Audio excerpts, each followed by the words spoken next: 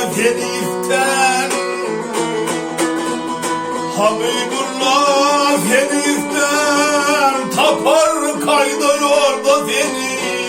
Valla görme mustakbil bende kaldı burada seni.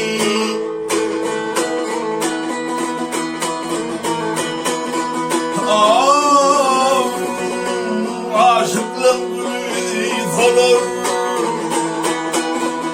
aşıklık gülü olur, mümkünalar bulur, bilbil bağlarda arzular tebe kumsuk gündey seni.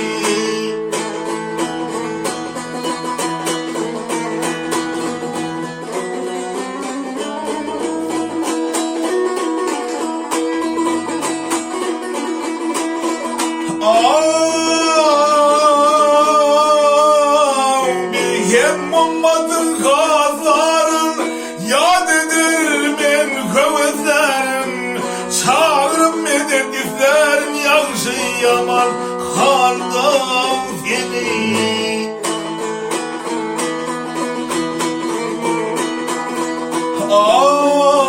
Dervişler yorumlar,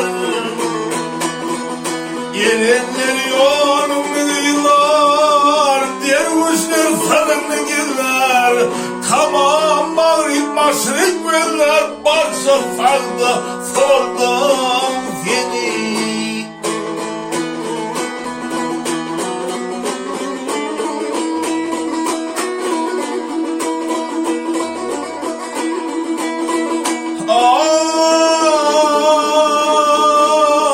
Ne gövherken yok ümmetim, cahanı tutmuş ümmetim.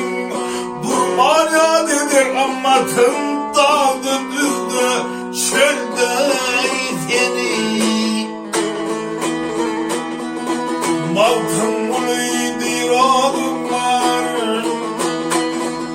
maltım uluydu iradım var, ardım var, kakadadım var, şefaretten umudum var, bir köpürde dardan seni.